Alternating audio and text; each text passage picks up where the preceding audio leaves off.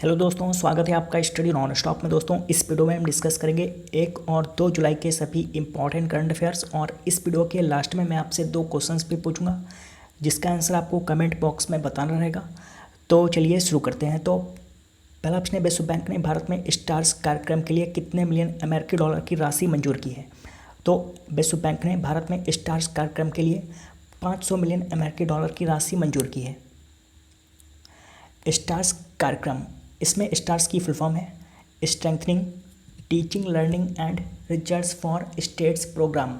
ये इसकी full form है strengthening teaching learning and results for states programme. और इसे भारत के 6 राज्यों में चलाया जाएगा। भारत के 6 राज्यों में स्कूली शिक्षा की गुणवत्ता और शासन में सुधार करने के लिए इसे चलाया जाएगा।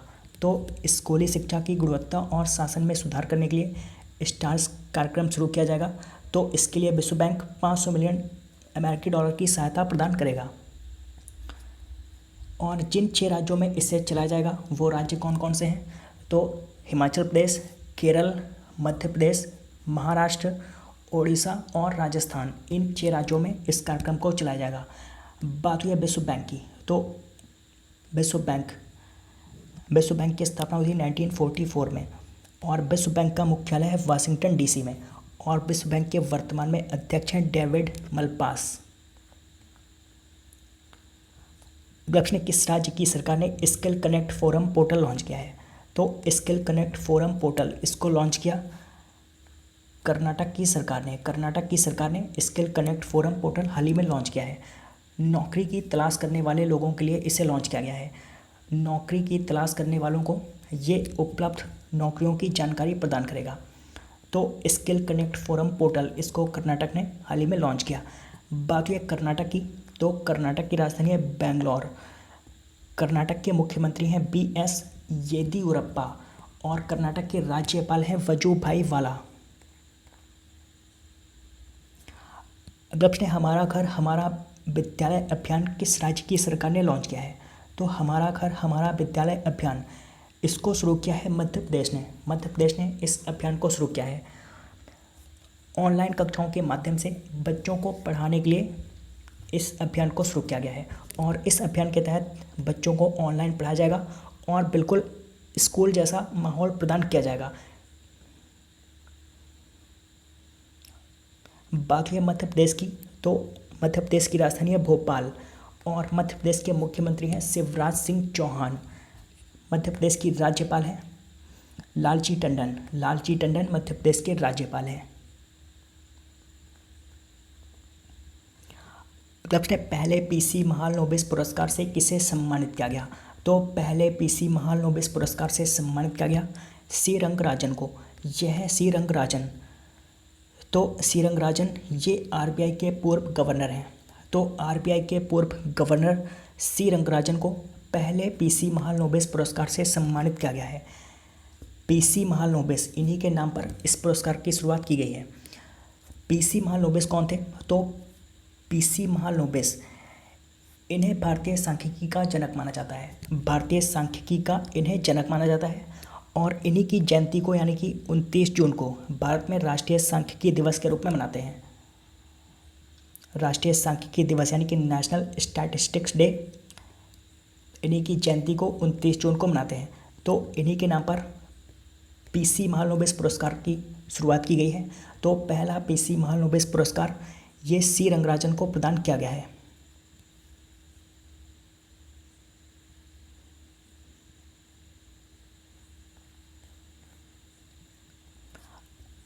प्रश्न, 36वां आसियान शिखर सम्मेलन वर्चुअली कहाँ आयोजित किया गया। तो 36वां आसियान शिखर सम्मेलन ये वर्चुअली वियतनाम में हाल ही में आयोजित किया गया। आसियान शिखर सम्मेलन ये साल में 2 बार आयोजित किया जाता है। तो इस बार कोविड-19 की वजह से इसे वर्चुअली यानी कि वीडियो कॉन्फ्रेंसिंग के माध्यम से आयोजित किया गया। और इस बार इसकी थीम है कोहेसिव एंड रिस्पॉन्सिव आसियान। ये इस बार इसकी थीम है कोहेसिव एंड रिस्पॉन्सिव आसियान, इस बार इसकी थीम है। बात करें आसियान की। तो आसियान की फुल फॉर्म होती है association of south east Asian Nations. और आसियान का मुख्यालय है इंडोनेशिया की राजधानी जकार्ता में, और आसियान के वर्तमान में सेक्रेटरी जनरल हैं लिम जोक होई। लिम जोक होई।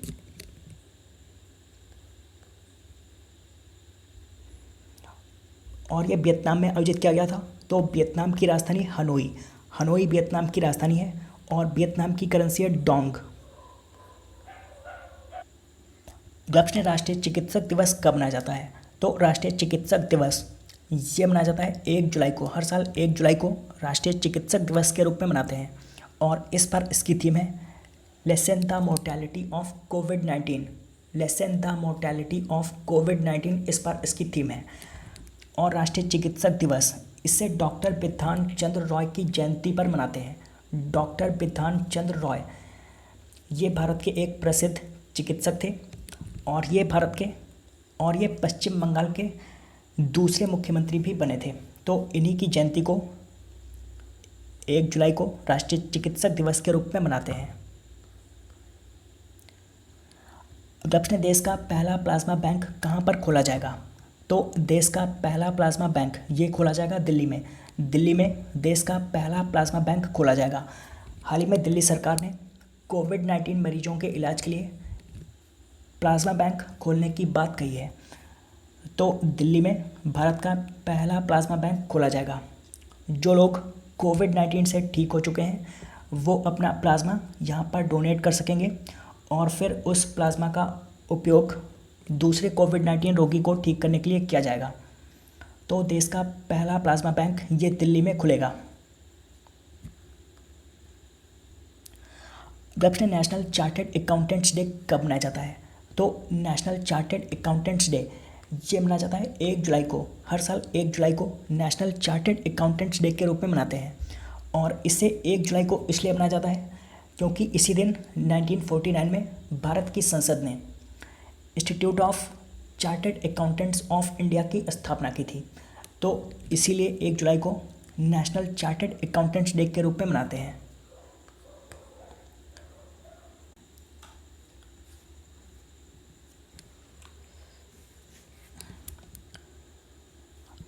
जब से भारत सरकार ने अटॉर्नी जनरल के वेणुगोपाल का कार्यकाल कितने वर्षों के लिए बढ़ा दिया है?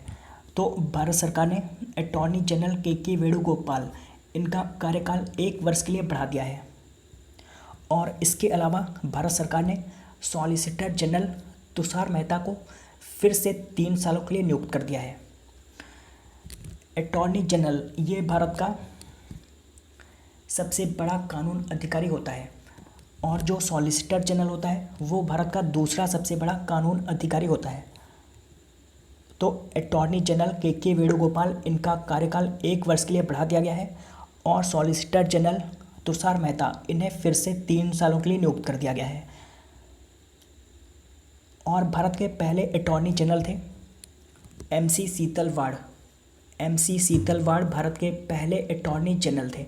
और भारत के पहले सॉलिसिटर जनरल थे CK दफ्तरी। और जो सॉलिसिटर जनरल होता है वो अटॉर्नी जनरल के सहायक के रूप में काम करता है। जब से स्विगी ने किस बैंक के साथ मिलकर अपना डिजिटल वॉलेट लॉन्च किया? तो हाल ही में स्विगी ने ICICI बैंक के साथ मिलकर अपना एक डिजिटल वॉलेट लॉन्च किया है और इस वॉलेट का नाम है स्विगी मनी। स्विगी मनी इस वॉलेट का नाम है। तो स्विगी ने ICICI बैंक के साथ मिलकर अपना डिजिटल वॉलेट लॉन्च किया है। बात हुई है स्विगी की, तो स्विगी इसका मुख्यालय है बेंगलुरु कर्नाटक में और इसकी स्थापना 2014 में हुई थी। और इसके वर्तमान में CEO है श्रीहर्ष मैजेटी। श्रीहर्ष मैजेटी इसके CEO हैं। बात करें ICICI बैंक की, तो ICICI बैंक इसमें ICICI की फुल फॉर्म होती है industrial credit and investment corporation of India. और ICICI बैंक की स्थापना हुई थी 1994 में और इसका मुख्यालय है मुंबई में। और ICICI बैंक के वर्तमान में अध्यक्ष हैं गिरीश चंद्र चतुर्वेदी।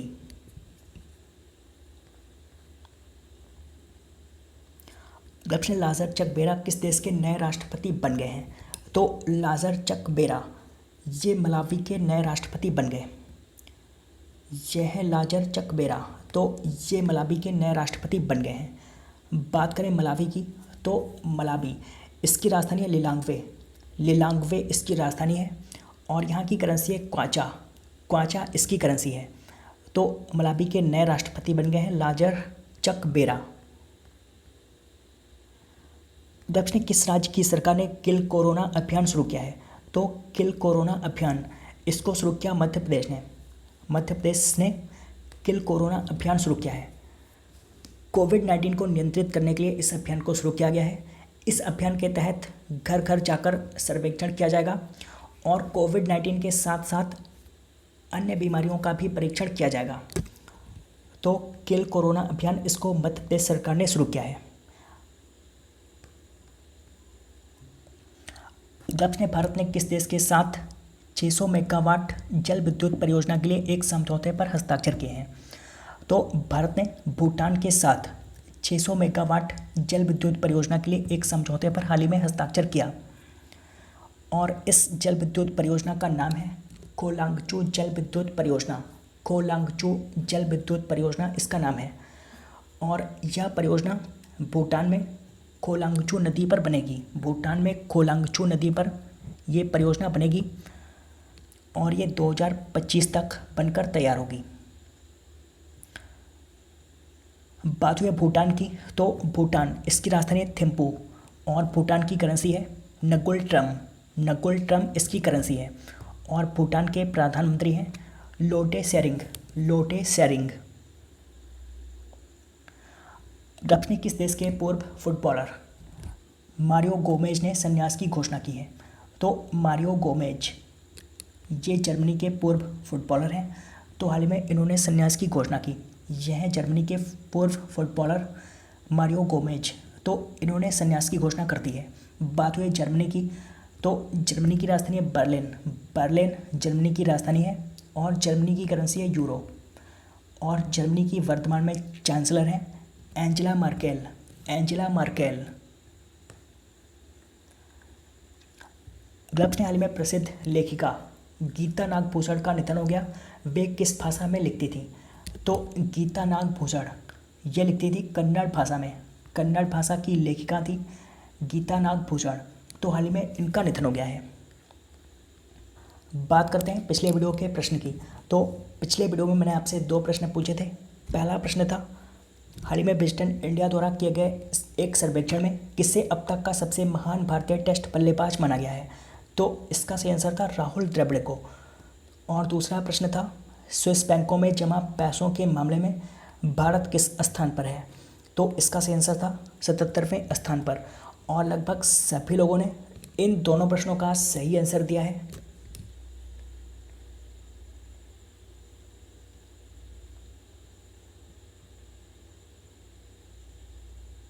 और आज आपके लिए पहला प्रश्न है उत्तर प्रदेश की राज्यपाल आनंदीबेन पटेल को किस राज्य के राज्यपाल का अतिरिक्त प्रभार सौंपा गया? और आज आपके लिए दूसरा प्रश्न है हाल ही में किस भारतीय एम्पायर को आईसीसी के एम्पायरों के एलीट पैनल में शामिल किया गया है? तो इन दोनों प्रश्नों का आंसर आपको कमेंट बॉक्स में बताना है। तो दोस्तों उम्मीद करता हूँ कि आपको ये वीडियो पसंद आया होगा। अगर आपको ये वीडियो पसंद आया हो तो आप इस वीडियो को लाइक और शेयर करना मत भूलिए। और अगर आपने अभी तक इस चैनल को सब्सक्राइब नहीं किया तो आप इस चैनल को भी सब्सक्राइब कर लीजिए। तो दोस्तों मिलते हैं अगले वीडियो में, तब तक के लिए good bye and take care.